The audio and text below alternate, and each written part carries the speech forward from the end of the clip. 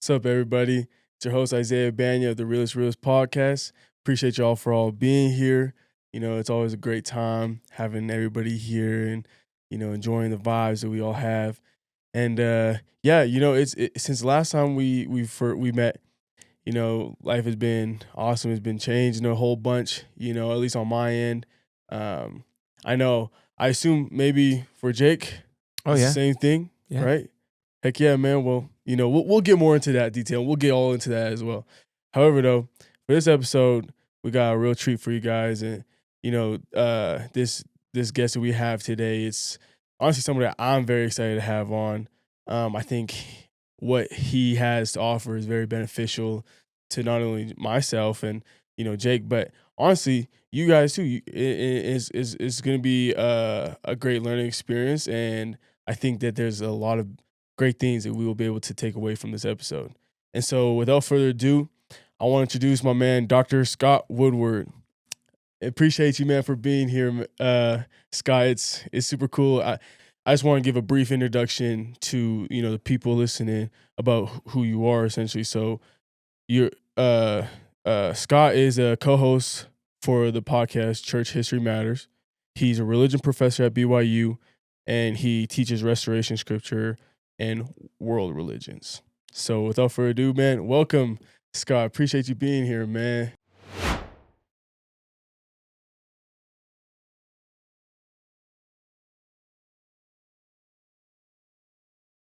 Real thing now. Dude, Isaiah, tell him about why everyone on Discord was like to go get Scott. Tell him about the convo you and I had Yeah, and all so that. Scott is Jake and I. So first of all, Jake and I, we tend to go down these rabbit holes sometimes, right?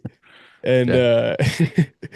it's first of all very entertaining. But however, it's cool because the other day we were just talking about what was the initial conversation about? It was well, actually, it was about something completely different. Different. But Yeah. anyways, we got to a certain point where um we started talking about I think Joseph Smith or Hmm. and the restoration of the church and anything like that.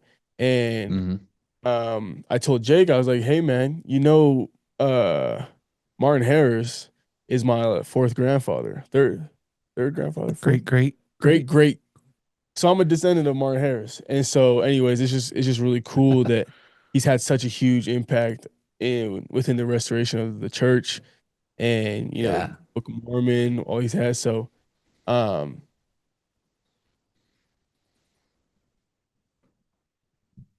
I heard you were the man to ask all the questions. And really cool that I'm a descendant of him and stuff like that. I'm not like fully educated on him hmm and his impact that he's truly had and all the stories that he had. And I've heard that there's plenty of stories that revolve around Yeah. him and his impact. So Yeah, man. that's why it was cool to have you on because you're apparently are the man to learn from. So Well, yeah, I don't know if that's why. I don't know if I'm the man, but I'm definitely a fan of Martin Harris, and so yeah, dude, honored to be on here with a descendant of Martin Harris. That's so cool. Absolutely. Well, hey, appreciate you. Yeah. Yeah, Yeah, man. and Man. Jake told So me he's a descendant of Reynolds Cahoon. Is that right, Jake? Yeah, that's You I was correct. about guys, to say, And Jake, yeah. I'm almost confident those guys had to know. yeah, yeah, 100%, dude. Yeah, and Reynolds Cahoon was super cool. Like he's uh he's one of the guys that he was like in the stake presidency in Kirtland. He's in the stake presidency in Adirondack, Missouri. He helped build the Kirtland Temple that our church just bought last year. He helped build the Nauvoo Temple. Like he's a stud, man.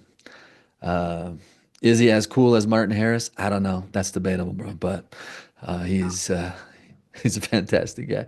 So I'm honored, dude. I'm with like descendants of some of the who's who of early church history. This is awesome.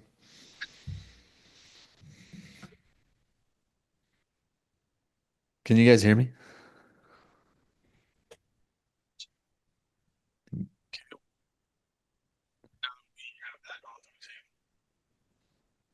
So for me, I have a few questions for you. First one is, what is your general Harris and what he had, what role he had, restoration of the church, and honestly just overall sense. All right, hold on a second, guys. I can't hear you for some reason, so hold on. Let me. Sounded like you just asked a good question. Hold on. I don't know what. Can you hear me? Can you I hear us can't hear now? you. Hold on. Dang it. Um, We're gonna have to edit some of this too. I think. Yeah, Gonna absolutely. record and then edit. Yeah, Yeah, absolutely. It's okay. I have faith. I have faith too. It's gonna work out. I have faith, man.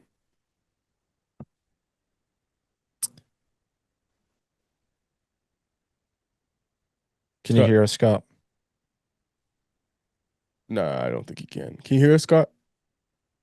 Yeah, it's because we're muted on this oh, phone. there we go. Oh, Now we're I can good. hear you. Yeah, yeah, yeah. It's Okay. Okay, cool. it says your I'm so phone sorry. is muted. Yeah, I think it's so we don't have a feedback. That's fair. Yeah, It's just so Jay can be on camera. Oh, thank you. yeah, we're cool. Can you hear us, Scott? Yeah, that's better. Great. We'll edit There we this up go. real nice. We will edit this, man. Kevin, We'll sorry get to make this hard for you, Kevin. No worries. Um, So sorry, you just asked something about Martin Harris, and then I like it did. like cut out. I Yeah. couldn't tell what you asked. So if you want No to try that worries. again. No worries. So, my question for you is, what is your general understanding of Martin Harris and his impact slash role that he had or served within the restoration of the church? Yeah, wow. That's a big question, man. He is so first of all, he's often known for like his mistake, for losing the 116 pages, the Book of Lehi manuscript. Everyone knows him for that. And he's so much more than that. He is he's so much more than the biggest mistake he ever made, right? I don't think any of us would want to be known for the biggest mistake we ever made. He does recover from that nicely, actually, and becomes one of the preeminent like witnesses of the Book of Mormon, and helps to finance the publication of the Book of Mormon single-handedly. Really Mhm. finances the publication of the Book of Mormon, and I mean, we wouldn't have it. We wouldn't have the Book of Mormon if it wasn't for him. At least not in the time that we had it. Like he was the only source of funding, and so we get that. We owe a great debt to him for the Book of Mormon itself, right? Being able to be printed. He sacrificed his farm, like 151 acres of his farm, Wow. and he also lost his marriage over this, like with his wife Lucy, and so. He sacrificed a ton to bring forth the Book of Mormon to us. The first 3,000 copies of the Book of Mormon. Actually, first 5,000 copies of the Book of Mormon that cost $3,000. So, Wow. yeah, I mean, that's kind of where it begins for me. Is like, dude, I love the Book of Mormon. The Book of Mormon has changed my life. And if Mhm. it wasn't for Martin Harris, you know, things would have turned out differently there. Dang. That's crazy. I feel like that's something that people don't really realize just how much he really did sacrifice. Yeah. That's crazy. And you said he lost his wife over this, Yeah. like his relationship, like Yeah, 100%. In fact, can I wow, can I back up a little bit and tell a little bit about Lucy? 100%. Yeah, Love you so too. Lucy's his wife, Lucy Harris, and she was pretty supportive at first of Joseph Smith. She thought it was super cool that he, found some plates. She even donated like 28 bucks to help Joseph out, and then she asked Joseph if she could just see the plates, if that'd be all right, and he said, "No, I'm sorry, I can't show them to anybody unless the Lord allows it." And at that point, she became pretty skeptical and pretty angry. And then she saw that her husband, Martin, was getting more and more interested in helping Joseph Smith out. And she started to suspect that Joseph was a fraud and that he was just in this to try to swindle her husband out of his money. So Mm, she starts to like oppose Joseph. She starts to like fight against him. And she starts to oppose her husband going and like, helping Joseph out. So they live up in Palmyra, New York. And Joseph is down in Harmony, Pennsylvania during the translation of most of the Book of Mormon. And she starts to resent the fact that her husband keeps going down there to help Joseph out. Like he's going to be the primary scribe for the book of Lehi, the 116 pages. Mhm. And she's pretty insistent that Martin like back off and stop helping this fraud out, you know? And so it was primarily actually to try to like satisfy his wife, to placate her and salvage some of their strained relationship, that he felt like he needed to insist that Joseph give him the 116 pages of the book of Lehi so that he can go and show his wife that this is not a fraud, it's legit. So that, I mean, that's the backstory. Is his wife's like kind of on his case, and their relationship's getting really strained. And so he takes the 116 pages from Harmony, Pennsylvania, up to Palmyra to show his wife and a couple other people. And it's during that time that that they get stolen, you know. And so his wife is kind of behind that whole thing. Then later, you know, and by the way, there's some suspicion that his wife Lucy maybe had something to do with the plot to steal the 116 pages, but we can't confirm that for sure. But later on, she like tries to press charges against Joseph Smith as a fraud, and she tells her husband that if he continues to help Joseph out, that he's going to be implicated as well as like an accessory to the crime of trying to fraud the people of New York or whatever. And so she like brings like a legit like case against Joseph Smith, and Martin Harris is called to testify against Joseph, but he doesn't. He like testifies for Joseph, and that further kind of ticks his wife off, and things just go from bad to worse. After he becomes one of the witnesses of the Book of Mormon, which was a super big deal. In fact, the reason that he goes down to ask Joseph Smith, and by the way, just imagine that you're Joseph Smith, okay, just for a second here. Imagine you're Joseph Smith. Martin Harris is the guy that lost 116 pages. You trusted him with like this super precious book of scripture. And the last time you saw him, like you guys left on really bad terms, right? Like Martin thought he lost his soul. Joseph thought he had destroyed the work of the restoration, and things were really bad. And they haven't talked to each other for like 8 months. And then, like 8 months later, out of the blue, Martin Harris comes and knocks on Joseph's door in Harmony, Pennsylvania. And Joseph's like, "What's up, Martin?" And Martin's like, "Hey, Joseph." He said, "I don't know how else to ask what I'm about to ask you, but my wife is bringing another case against you, like a legal case. And like, I believe you, Joseph. I really do that you have the plates, but I'm just wondering, like, could you show me the plates? Could I actually see him with my eyes?" Like the audacity of Martin Harris to ask Joseph to see the plates after he's lost 116 pages is like so Right. crazy to me. And Joseph, like, you know, to his credit, he says, "I don't know, Martin. Let me ask the Lord." And he asked the Lord, and that's how we get Doctrine and Covenants 5. Like DNC 5 is the Lord's answer to Martin. And it's crazy. The Lord doesn't say no. He says, "Actually, I have a plan to have witnesses of the Book of Mormon. And Martin, if you repent of your sins, and you've got a lot, then you can be one of the three witnesses of the Book of Mormon. I have a plan to show three witnesses by the power of God, the plates. And if you'll repent, you can be one of those." And so it's going to be about 3 months later that their experience happens up in Fayette, New York. They go into a grove of trees. Martin still hasn't fully repented. Dude, bless your ancestor's heart, Isaiah. He was a man full of, let's say, here's how Orson Pratt, one of his, you know, contemporaries, an apostle at the time, he said, "Martin Harris had a great many follies and imperfections like all other people." And the morning that they have their witness experience, Joseph Smith came to him and's like, "Hey, it's the Lord's will that we see the plates today, and you've got to repent, Martin. If you repent this day for a forgiveness of sins, you can have a witness that you seek, and you can see the plates with David Whitmer and Oliver Cowdery."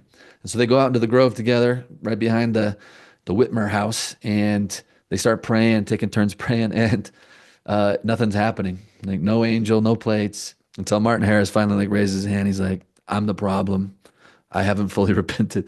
And so he gets up and leaves. And sure enough, as soon as he leaves, they kneel down to pray again, and boom, David and Oliver and Joseph have their witness with the angel of God.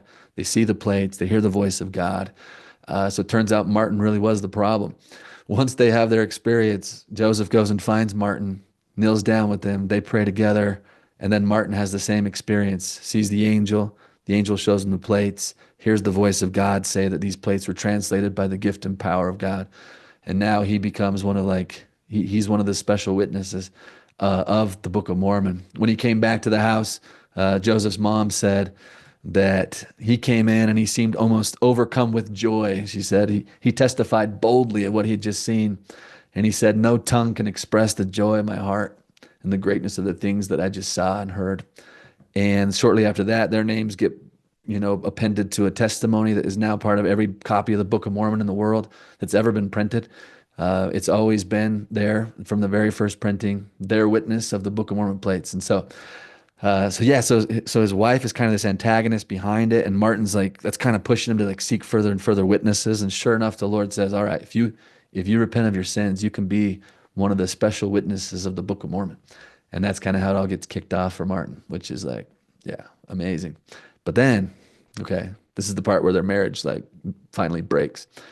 Then a couple months later, they're looking for printers to print the manuscript of the Book of Mormon now. The translation is done, and they got to print this thing. And Martin Harris is leading out in negotiations with various printers in the area, Rochester, New York, and Palmyra, and other places. And finally, they land a printer with E.B. Grandin, and he agrees to print 5,000 copies of the Book of Mormon for $3,000, which was like an inflated price in his day. He's kind of taking advantage a little bit here. I mean, today that's like $67,000 to print 5,000 copies, and Martin's like, "I'm good for it. Let's do it." And then as soon as he like kind of commits, he's like, "Shoot, what have I done?" He's like, "What have I done?" Like this is the very thing that his wife was worried about, right? That Martin was going to lose their money, lose their property, and they're going to become poor because of his stinking involvement with Joseph Smith. This Yeah. is exactly the scenario that she did not want to happen, and true enough, man. Like so, he mortgages 151 acres of his farm, and says that if this Book of Mormon copies don't sell, then the printer can go and collect the land and sell that off to cover the costs. And uh, that strain on their marriage when it actually comes to pass that that's true. Like he does end up actually needing to mortgage the farm. Like he actually loses all 151 acres to publish the Book of Mormon, and Wow. that's when his wife leaves him. They never get divorced officially, but she leaves him. A couple of years later, she dies, and then he's going to remarry in 1836. I don't know which wife you come through, if you come through Lucy or you come through Caroline Young, but yeah, he remarries in 1836, and so they don't divorce, but really his sacrifice to bring forth the Book of Mormon is going to cost him his farm, and it's going to cost him his marriage. Wow. That's Yeah, crazy. yeah, That's what a sacrifice, and yeah, it's to even be in a position of like honestly like uncertainty. It seems based off what you just said. Like I mean, of course, obviously until he had that experience in the Grove and everything like that, but up to that point, it's kind of like, oh my gosh, like I'm literally taking my whole life, my wife, my my my land, all these hmm things yeah, for this, which is yeah, obviously huge, right? But at the time, I can only imagine what kind of challenge that was for him. yeah, That, that's 100%. wild. That is Yeah, like he was insane. he was a wealthy farmer. He was like wealthy. He was respected. He's also going to lose his reputation because his involvement with Joseph Smith. So loses his reputation, loses a lot of his wealth, loses his marriage. Like, and then, but later on, he'll say like Joseph Smith repaid me in full for everything that I sacrificed. He's like I'm good. I'm paid in full. Whatever he meant by that, I don't know what he meant by that, but he wasn't resentful of the sacrifice he had to make. Like. So, I mean, he's all in, man. He's incredible. Wow. And what price do you put on being able to see the gold plates, see an angel, Yeah. hear the voice of God? I don't know. He probably felt like he's paid in full pretty soon, but I'm Yeah, sure there's a lot more stuff to follow as Yeah. well after that. yeah, yeah. Absolutely. Actually, speaking of that, do you know of anything like with that happened with him after the fact that the Book of Mormon obviously was published and everything like that? What ended up happening for like kind of the rest of his life, his journey? Yeah. Yeah. So he stays with the church till 1837. So in 1837, we get the failure of a Kirtland bank. It was a project that Joseph sponsored to have a bank that would help the church make some money to pay off their debts for building the Kirtland Temple. And honestly, there's a recession in the United States, 1837. It's called the Panic of 1837. A ton of like 40% of all banks in the United States failed, including the Kirtland Bank, which shook the faith of a lot of people. Like, I don't know how you would feel if President Nelson said next General Conference, hey, brothers and sisters, we're excited to announce that we're going to have a church-sponsored bank, and we invite you to, invest in this bank and bank with us. And then we have like a nationwide recession, and the bank fails, and you lose your money. Over 200 people, 200 Latter-day Saints lost their money in that bank failure. And Martin Harris was not one of them. Joseph Smith asked him to invest his money in the bank, and Martin said, "No, I'm not doing it." Said no, huh? Yeah, he's like, "No, this seems a little shaky." And sure enough, the bank fails, and Martin, just like a lot of people during that time, started losing their confidence in Joseph Smith because of his mismanagement of finances. And then the bank failed, but Joseph had invited church members to invest, and they thought, well, he's a prophet of God, so this is pretty safe, right? They had some assumptions that true prophets don't invite church members to invest in banks that fail, I guess. And it failed, and so a bunch of people started getting their faith rocked. But there was a deeper resentment too in Martin Harris. Despite everything he had sacrificed for this church to help bring it forth, he had never been given a major church calling. He felt like after sacrificing his reputation, sacrificing his marriage, and so much of his money to help bring the church forth, he deserved a position of prominent church leadership, like Oliver Cowdery or Sidney Rigdon, but he never had it.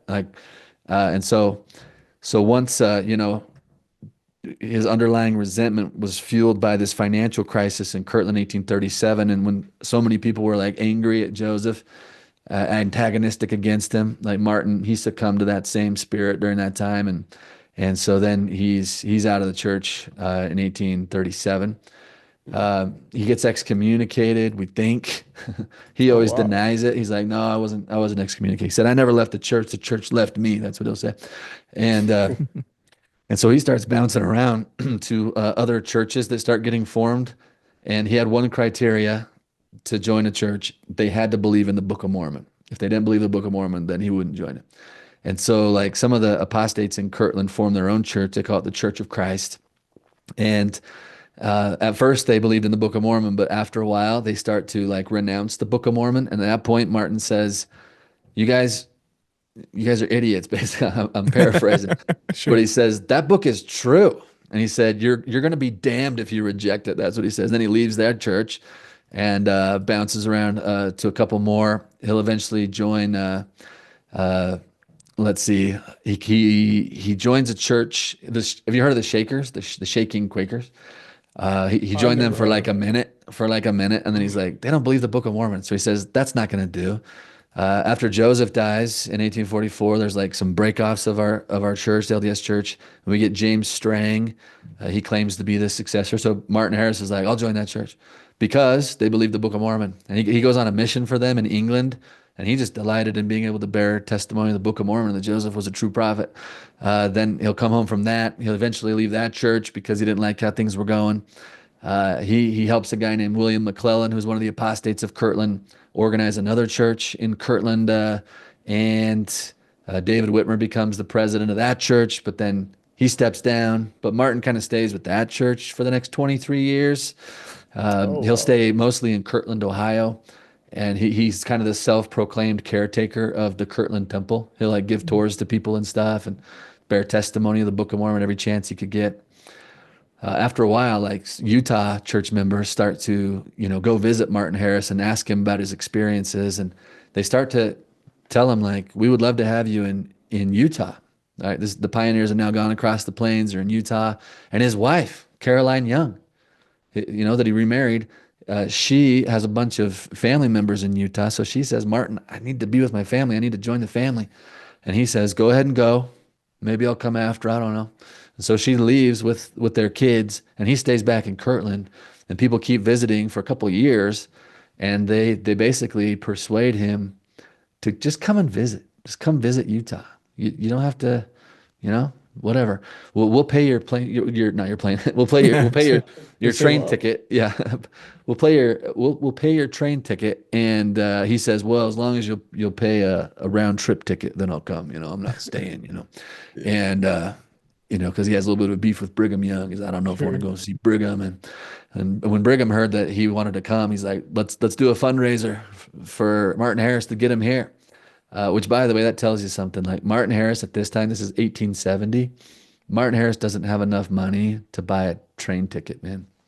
Mm, Think about this wealthy farmer, all that he sacrificed, and now he's an old man in 1870. He doesn't have enough money to even buy a train ticket. So the Saints raise money.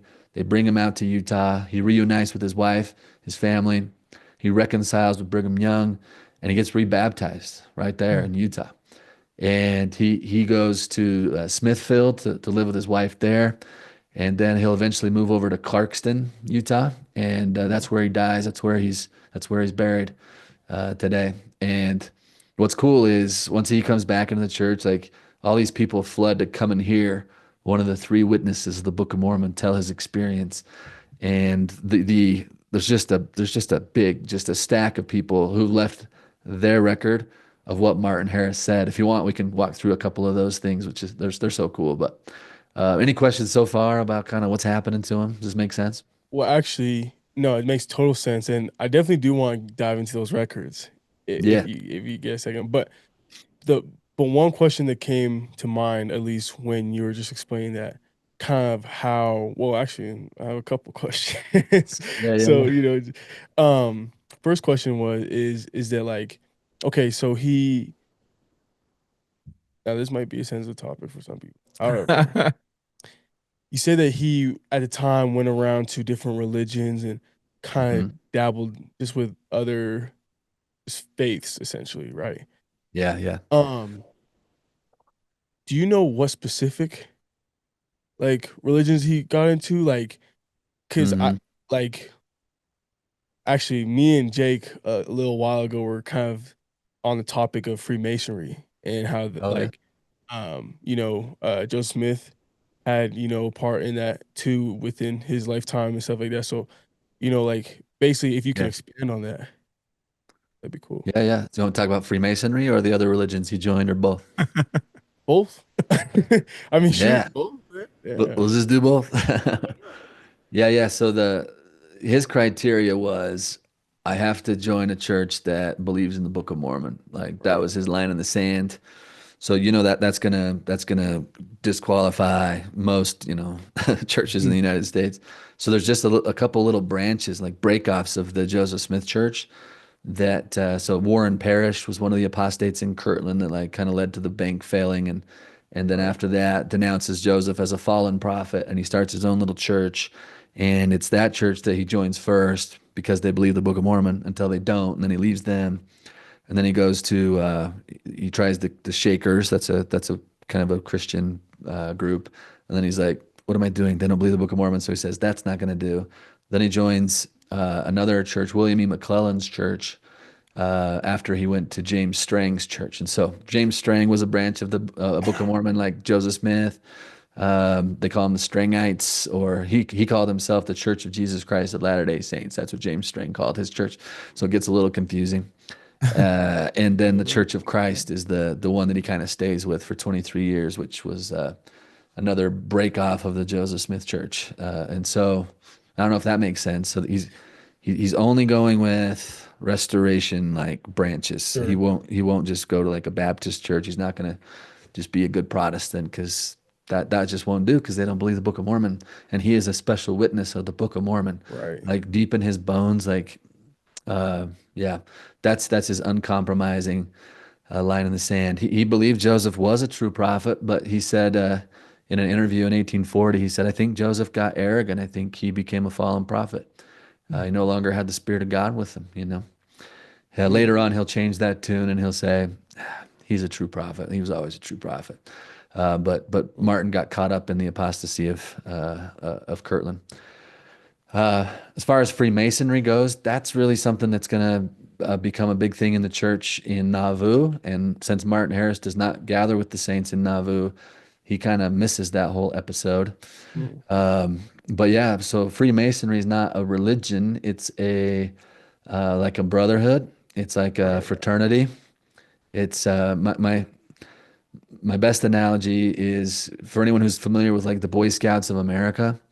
Boy Scouts is not a religion, but they promise to do their best, to do their duty to God and their country. Like they mention God, they want to be faithful to God. You just have to kind of believe in a God. Like that's basically the only requirement.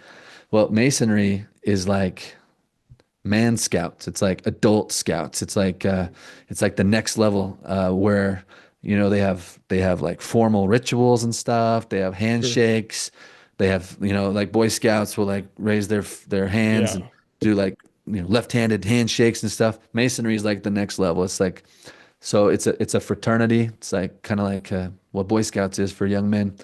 Mm. They want to do like service in their community. They want to help men become better men and be honorable, that kind of thing. That's what Freemasons are. And so Joseph Smith is going to join Masonry in Nauvoo because he wanted to make some alliances. One of the reasons with people who are not members of our church. Yeah. And get some friends because they had just gotten kicked out of Missouri, the state of Missouri, like the governor like kicked them out of Missouri, put like an extermination order on their heads. And Joseph realized that if we're not making friends with people who are not Latter-day Saints, then people are going to always be suspicious of us. They're going to believe all the rumors they're hearing. And we got Mm. to help people know who we really are. So let's join fraternities. Let's get embedded in places where we can have friends and people can know who we really are. And we're all about, being honorable and good and helping our community. So let's join this. Hiram Smith, his brother, was already a Mason, and so that probably helped. So that's kind of where that all kind of booms is in Nauvoo. And meanwhile, Martin Harris is still back in Kirtland. He's not participating in any of that. So Mm. he misses that whole episode. Interesting. No, Yeah. appreciate you answering that. Yeah, because it's. I mean, it's a very relative topic. I feel, especially in that time, and in well, with those individuals, I feel. But that's cool. That's cool to have a little more backstory of what religions he took part of, and stuff hmm like that, and just his journey. His Yeah. journey. So no, that's really cool. And so actually, my second question is: you mentioned that he kind of had a little bit of beef with Brigham, Yeah. a little bit of a tense relationship. What was that from? What's the basis behind that? Yeah. Yeah, it's a little unclear, but I think he kind of resented that Brigham Young just continued like steady and strong with Joseph Smith. And never wavered. Brigham was one of the few who never wavered and was always true. And he had opposed the Kirtland apostasy. He had told the people in the Kirtland Temple, they started holding secret meetings in the Kirtland Temple to overthrow Joseph Smith. And they made a stupid mistake. They invited Brigham Young to one of their anti-Joseph Smith meetings. Never invite Brigham Young to one of your anti-Joseph Smith meetings. Sure. In that meeting, like Brigham calls them all out and says, like, he said, you can rail and slander Joseph all you want, but you cannot destroy the appointment of a prophet of God. Cut the threads that bind yourself to the prophet of God and sink yourselves to hell. I mean, this is Brigham. This is just like, Oh yeah. and people are ready in the Kirtland Temple to throw down right there. People wanted. Someone said to Brigham, like, "I want to teach you the true meaning of the laying on of hands, Brigham." And Brigham's like, "Lay him on, brother!" Like they almost throw down, literally, like in the Kirtland Temple. So in the spirit of that is happening, and so Brigham's just like staunch, like defender of Joseph, and so people who had a beef with Joseph started. To have a beef with Joseph is to have a beef with Brigham now because he was that guy. And so now, so I don't know of any particular story where Martin and Brigham had like a direct conflict or a run-in, but I suspect it's kind of the spirit of that. And so he's like, I don't want to talk to Brigham, I don't want to, whatever. And then Brigham's like, come on, we want you to come to Utah. We want you to visit. We'd love to see you. And then once he gets there, he reconciles. So you guys Yeah. aren't so bad. And I like being here with my family. Yeah, yeah, yeah.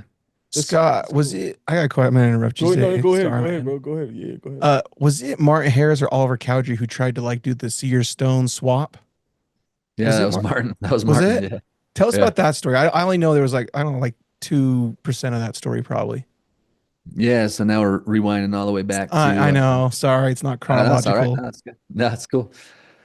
Yeah. So Martin tells this story years later. He says that when he was helping Joseph translate the Book of Mormon, as his scribe, like Martin was acting as scribe, there were a lot of people that were like pretty skeptical. I mean, we've already mentioned his wife Lucy is a skeptic, and other people are, kind of dissing on Martin because he's involved with this guy who's, shady guy, he's claiming plates and angels and stuff. And are you sure you want to be associated with him? And so after some heavy translation, a couple hours of translation, Martin says they got up to go take a break and go skip some rocks in the river, kind of relax for a minute. And apparently Joseph was using one of his seer stones, a dark colored stone, to translate during this time period. That's what Martin says. And so Martin got a rock when they were out skipping rocks that kind of looked like the seer stone. And when Joseph wasn't looking, he swaps the dark rock for the actual seer stone just to see what Joseph would do. And so Joseph begins to start to translate, or he tried, and he's like, Martin, he said, what have you done? He said, all is black as Egypt in here, man. I can't see a thing. What did you do? And Martin apologized. He's like, Joseph, I'm just trying to shut the mouths of fools, people who say that you're just memorizing all this or you're just pretending. I just wanted to swap them out so I could tell people that you're the real deal. Whether that's the full truth or whether Martin still had some skepticism himself, like I don't know, but that was one of his many efforts to try to prove that Joseph's a true prophet and not what other people were saying that he was. Interesting. Yeah, yeah, Funny story. It's kind of cool, right? Yeah, Yeah. that is kind of cool.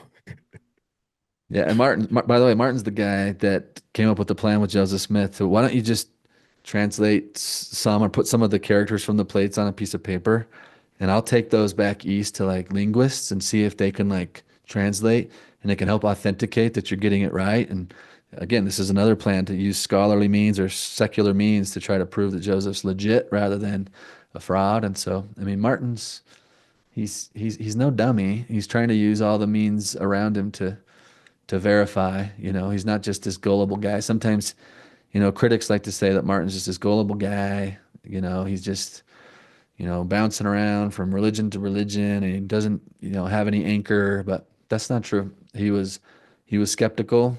He used logic and reason and all the tools of secularism that there were to try to, back up what Joseph is doing and try to figure it out.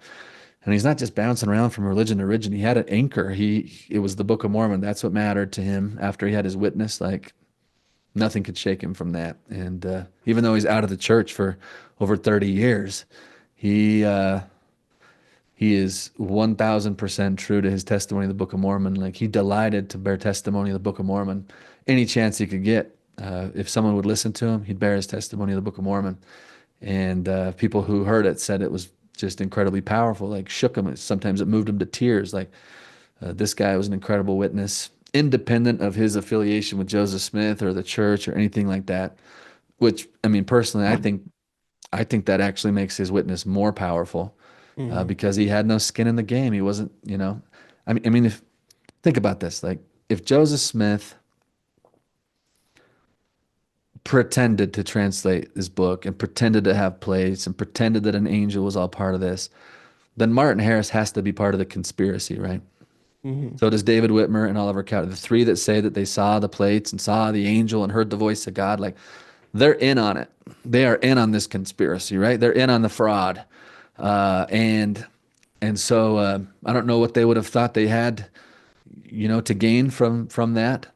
But we know that especially once all three of them are out of the church for a while, Martin comes back and Oliver comes back. David Whitmer never does. But while they're out of the church, like that was the perfect chance. And they're all mad at Joseph. They're all not happy with him. And they all had a chance to like pull the rug out from under Joseph and bring this whole thing crashing down. Because of anyone on earth, they know whether Joseph's telling the truth about the Book of Mormon or not. They're in on the fraud or they're part of like a legit divine thing. And it's amazing to me that all three of them continue to testify, even outside the church, even grumbling against Joseph Smith. When people confront him about the Book of Mormon, they say, like, tell us the truth about that now, since you're out of the church. What really happened? And all three of them continue to say, that part's actually true. We actually saw the angel. We actually saw the plates. We actually heard the voice of God. Well, why aren't you with Joseph still then? They would say, well, because we think he was a fallen prophet. We think he went astray. We think that the bank failure is evidence of that. That kind of stuff. But it's incredible to me that they continue to testify to their dying day that is 100% true, what they testified they saw. So powerful, dude. Very It's powerful. For real. It's crazy. Yeah. Wow. So, with that being said, you did mention that Martin left some statements or something Yeah. of what did you say? Just Something? testimonies of other people who heard him Testimonies, huh? testify of it, or records from other people. Right, records. Yeah, that's what I was looking for. Yeah, think you can want to speak talk on about some of those? Yeah, if you don't mind. Yeah, these are so fun. So now he's in Utah. He goes to Clarkston, and people start to ask about his experience. One time he walks into a barber shop, and he comes to get a little shave, a little trim, and the barber asks him to sit down. And Martin's super old at this point, and the barber's a skeptic. He says, so you're the old gentleman who once said that you'd seen the gold plates from which the Book of Mormon was translated, aren't you? He said, I guess now that you're old and wiser, you don't go around telling people that you saw an angel or gold plates anymore, right? Martin's 92 years old. Wow. He reaches over and grabs the barber and like pulls him in front of him, looks at him with both eyes, eye to eye. He's like grabbing his lapels, and he says to him, young man, as long as you live, I want you to remember what I now say to you. I did see the angel. I did handle the gold plates. I did hear the voice of God. So awesome. I love That's that. sick. That's sick. Standing on business. That's a cool story. Even his 90s, standing on Seriously. business. That's Yeah, awesome. right. This 92-year-old man, like another one, this girl, Elizabeth Godfrey, said that she watched this group of 6 boys on the side of the street as Martin Harris is like walking down the street. And as he's passing the boys, one of them has the courage to like shout out like, hey, Martin, did you actually see the plates? And Martin says, boys, do you see that chopping block on the side of the road? And they said, yeah. And he said, well, just as plain as you see that chopping block, I saw the plates. And sooner than I would deny it, I'd lay my head on that chopping block and let you chop it off. He said. Another group asked him the same question, and he holds up his hand. And he's like, do you see my hand? Like, yeah. He's like, are you sure? Are you sure you see it? Are your eyes playing a trick or something? No?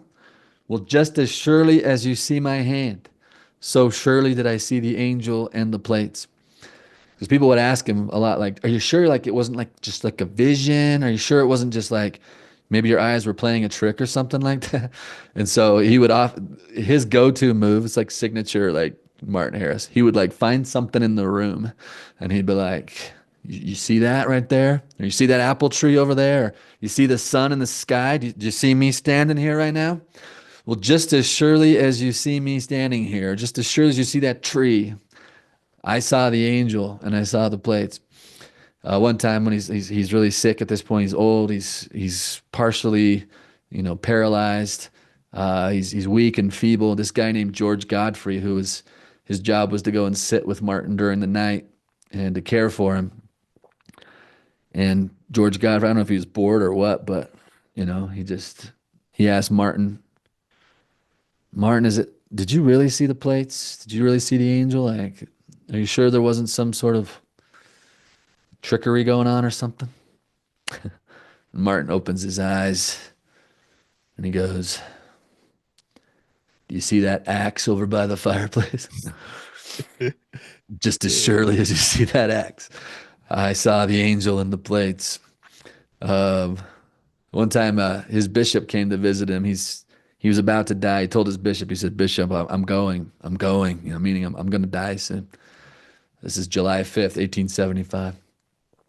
The bishop grabbed his hand. He said, "I felt his pulse beating very, very slowly and sluggishly." But he said, "Martin, I have some good news for you. You might want to hear. The Book of Mormon is about to be published in the Spanish language."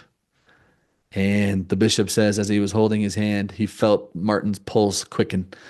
And he kind of sat up and was energized. And he started talking about the Book of Mormon, like energetically. The bishop said, just talking about the Book of Mormon, like brought life back to this man. I mean, just so many of these really, really cool stories. On his deathbed, he's like laying there, and this guy named William Pilkington, this kid that was kind of in charge of watching over him. Martin could barely even talk, and a tear was streaming down his face, and William came over to him and said, "Martin, are you okay? And do you want me to leave?" And Martin shook his head, "Don't leave." William said a little prayer in his heart, and he had this idea. He said, "Martin, do you want me to hold your right hand up so you can bear testimony of the Book of Mormon?" And Martin nodded. And William, so he holds his right hand up to like the square like this, And he says, when I held his right hand up to the square, Martin gained the power of speech again. And he bore his testimony of the Book of Mormon. One more time, he said, "I went into the woods with Joseph Smith and Oliver Cowdery and David Whitmer, and I beheld an angel descend from heaven in a dazzling light of glory. He stood about 2 feet off the ground. I saw the gold plates. I saw him turn the leaves one by one in the plates. I heard the voice of God in the dazzling light declare that the Book of Mormon was translated correctly. I was commanded by God's voice to testify to all the world what I had seen and heard." And then William drops his hand down again, and Martin kind of goes feeble again. It's like just so many of these like amazing stories of Martin. I don't know. So let me keep going. I have a couple more.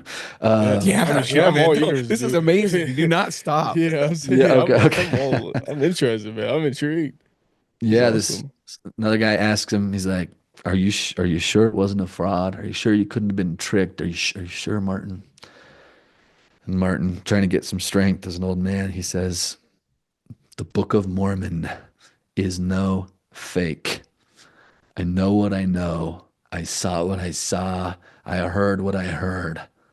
I have seen the plates of the Book of Mormon. The angel appeared to me and others and testified to the truthfulness of the record. These things are true." He also told the story, this is a little bit earlier, but he said that some of his buddies back in Kirtland before he came to Utah got him drunk. They took him out for some drinking. This is back when the word of wisdom was just the word of wisdom, okay? And they thought, we're going to get him kind of loosened up, then we're going to pop the question and just see, what we can get him to say. So they got him nice and loose. And then one of them just asked kind of casually, like, "So Martin, do you really believe the Book of Mormon's true?"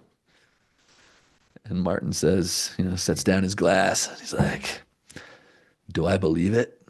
No." And they were all like, "Oh, shoot.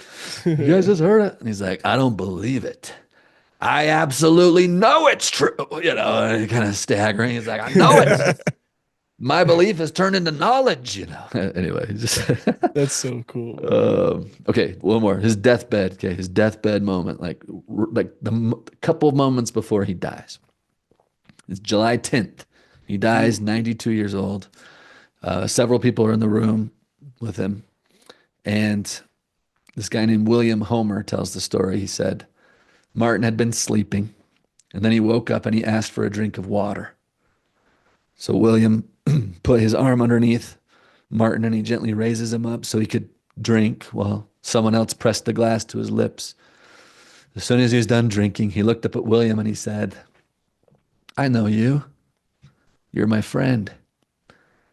And then he said, totally unprovoked, he said, "Yes, I did see the plates on which the Book of Mormon was written.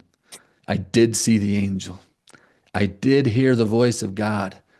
And I do know that Joseph Smith is a prophet of God, holding the keys of the holy priesthood. He then relaxed back onto his pillow, let go of William's hand, took 2 or 3 more breaths, and then he was gone. Wow. Just as the That's sun was powerful, dude. setting, just as the sun was setting over the mountains, like Martin Harris drew his last breath. And when he's buried there, you can still go visit his grave. It's in the Clarkston Cemetery in Utah, just kind of by Logan. And when they buried him with the Book of Mormon in his right hand and the Doctrine and Covenant, no, the Bible in his left hand. He's kind of crossing his hands, and they laid him there. And so to this day, Martin Harris's body, at least, is still holding a copy of the Book of Mormon with the Wow. Bible. Oh, how incredible. Okay, I mean, I've not missed Sunday school too often in my life. I have not heard 80% of these stories. This is incredible. This is Yeah. amazing. I've honestly never heard any of these. I mean, a couple of them, but like, this is crazy, man. This is wild.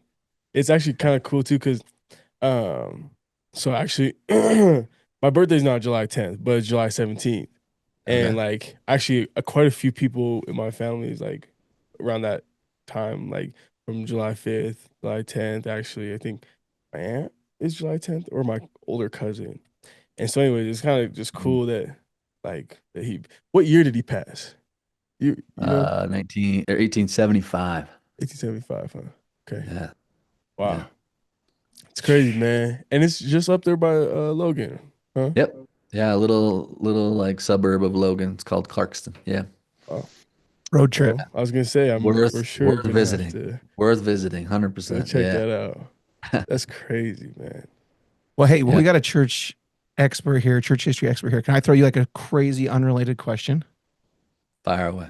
Okay, so we know the plates eventually Angel Moroni takes him with him, right? When they're done with the Yeah. work. Mm-hmm. Does he also take all the other artifacts Joseph found that Moroni had buried in the hill Cumorah, like the sword of Laban, the Urim and Thummim? Do we know, did he take all of those with him? Or was there anything, the seer stones, all that, did that all go together? Or was it just the plates? Yeah, we assume he took everything except for seer stone. Joseph Smith still had a seer stone, and that gets passed down from generation to generation, and ends up today in the church archives. You can Google the Joseph Smith papers. Was able to take really high quality pictures of it. The first presidency let them do that, so we still have a seer stone. But sword of Laban. We have no evidence Joseph Smith ever had the sword of Laban. Oh, okay. But the 3 witnesses got to see it. So in that experience, David Whitmer and Martin Harris both say that there was like a table by the angel. He was holding like the plates of the Book of Mormon, but on the table was the Urim and Thummim, the Liahona that Lehi had, the sword of Laban, the brass plates that we read about at the beginning of the Book of Mormon that Nephi goes back to Jerusalem for were there, and some other artifacts from the Book of Mormon. And so he showed them those artifacts, but the main event was the plates in his hand. Absolutely. But I think those artifacts are pretty cool, right? Because there's kind of like a subculture of some church members who kind of are starting to believe that the Book of Mormon is kind of like maybe like religious fiction, where it's like it's got true principles from God, but was there ever actually like a civilization called the Nephites and Lamanites, and did they really happen in time and space? Is that legit? Do we have Yeah. to believe, But I think what's so cool about the artifacts, like, is that, I mean, that kind of answers that question, doesn't it? It's like, here's the actual Liahona. Here's the actual sword of Laban. Here's the brass plates. Here's the actual record that Mormon abridged. Like, these are artifacts from like a true civilization. And by the way, that angel himself is a pretty cool artifact. He's a resurrected being from that time period. This is Moroni, right? We believe. It's kind of funny. None of the witnesses actually say his name was Moroni.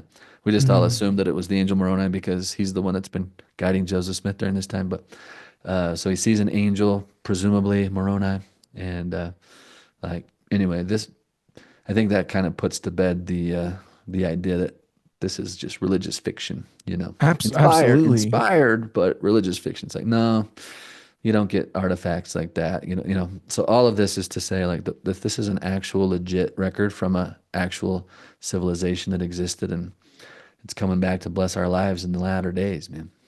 you know. That's amazing. Thank you. Thanks for answering that. Yeah, Yeah, yeah, seriously. 100%. Um, I have a question for you too. Yeah, So, fire. I guess it kind of we are going back a little bit in time, back to the Martin Harris thing Yeah. story, and when those pages were stolen, what are Uh-huh. your thoughts on that? Like, who probably took it? How that happened? You know, Yeah. what are your thoughts on that? Dude, there's so little like evidence. So there's like theories, of course, right? There's like speculation. Some people think that Martin Harris's wife was involved, like I said. Other people think there were some neighbors that stole it. Um, Doctrine and Covenants 10 is pretty cool, pretty insightful because once they get to the end of translating the Book of Mormon, Joseph asked the Lord, like, should we go back and retranslate the Book of Lehi that we lost? And Doctrine and Covenants 10 is the answer. The Lord says, nope, don't do it. Because those who stole the pages are waiting for you to do exactly that thing. And they have altered the text of the book of Lehi, and they're waiting for you to try to retranslate it. And then they're going to compare them side by side and say that you're a fraud. And so don't do that. So right there, we get a little bit of an insight like some people stole it. They're trying to prove Joseph's a fraud, waiting for him to retranslate the same record. And I mean, that's like the most concrete information we have after they're stolen about what happened. And so, yeah, like we just know so little. If you want some more theories, there's a cool book called The Last 116 Pages by our friend Don Bradley. And he's Oh gone yeah. into some interesting, some theories and like what the evidence is for each of those theories in that book, which you can go have some fun in there. But yeah, we honestly, we just don't know. Yeah. Fair Because, enough. And motive isn't evidence, right? Motive is not evidence, but Right. Lucy kind of has a motive if she's skeptical and wants Joseph. If she's putting out court cases and things, right? yeah, She's yeah, got a yeah. little bit of a motive. Doesn't She's got prove motive. anything, but Yeah. yeah. She's definitely on the suspects list. Yeah, yeah, for It's sure. fair. Man, that's wild. Crazy thing. Yeah. Yeah, because I mean, I always thought about like, dang, that's so unfortunate. But obviously, everything happens for a reason. But like, I just was wondering what your thoughts would be around that. Because I mean, shoot, I have my own conspiracy theories about it. Yeah. What type of people actually took it. Hmm. What their well, obviously it says their intention in the script Hmm. you just said, but Hmm. um, just the specifics of it, the details of it. So it's cool to hear your perspective on it because yeah, me and Yeah. Jake You, kind of go you down got that you got a whole theory that rabbit. you got a theory you want to share, Isaiah? I'm interested in your theory. Well, Buckle up. this is so yeah, honestly, like I did think that Lucy had something to do with it, of course, Hmm. but I think it's more than just like Lucy. I think because Lucy was so honestly like got to a point where she was just so in distress about the situation, like it, and when people get in that type of emotion, I believe in like um I want to say frustration and honestly maybe even discouraged. Like at that point, people will take some drastic measures, especially Hmm. to prove themselves wrong or to fix something, especially if it comes down to their livelihood, right? And Hmm. back in that day, there's a different way of living, truthfully, than what we have now. There's different morals, there's different, all types of things, right? And so in Hmm. that regard, I think that this is my understanding, if my conspiracy theory, Yeah, I yeah, think yeah. that there's a chance that she didn't fully know who she was dealing with, but she did give information for these people to come in and take well those 160 pages, right, Hmm. and use them. And but I think these people are like satanic people, like very very evil individuals. Hmm. But Hmm. she didn't fully comprehend that or understood that because she was just so blinded by her emotions and Hmm. how she felt on the matter, if that Yeah. makes sense. But like, I mean, it kind of fits into what most people are saying, but you know, Mm. that's So basically so so my maybe understanding. she didn't steal them, but she gave those who did access. Maybe she kind of helped them Yeah, out, and absolutely. I mean, like yeah. especially when it comes to the court aspect, like she swears that I ain't steal them, I ain't do nothing, or like if it was to come up, or something like that, she Mhm. technically isn't lying, right? She's not lying. Yeah, it's true. But I mean, hey, you never Yeah. know, Hey, right? that's as good a theory as any right there. Right. It's pretty general. It's not crazy, but Yeah. I think it's kind of valid, man. Yeah. Yeah. Yeah. That's cool. Dude, Scott, thank you so much, man. Thank you for coming on and like Seriously. taking the time. This is typically normally like a football podcast with some, Yeah. with Some some little insight rabbit within holes, or we'll talk about Yeah. professional development, goals, investing, like all different kinds of just random stuff. But this is the first time we've done this. And so just thank you. I want to thank you for coming on and doing that. Yeah, seriously, Dude, heck man. yeah, man. And like I just want to say, Isaiah, like your ancestor, he is divisive. He is divisive, like in a really good way, man. Like he's either an incredibly convincing imposter, or he himself is one of the greatest evidences for the truthfulness of the Book of Mormon. Like there's no middle ground, man. There's no middle ground with him. So super fun to come on here and talk with you guys about him. And gosh, yeah, he's one of the key players. So That's appreciate you, man. Seriously, this was super cool for me. Very insightful for me. I think honestly, this means a lot. This is probably my favorite episode we've had so Yeah. far. wow. So, thank you, Scott. That was awesome, man. Make sure to go check out his podcast, Church history matters. Church History Matters, and it's on what platforms, just to make sure. Yeah, it's on YouTube, Spotify, Apple, all the places. So Great. yeah, we'd love to have you come on over and listen. Thank you. Absolutely. Well, thanks again for your time, Scott. Well, I'll let you get going. I know you probably got stuff you want to do, but you got to Yeah, get gun done. But thanks for coming on, bro. Appreciate you. 100%. Thanks, guys.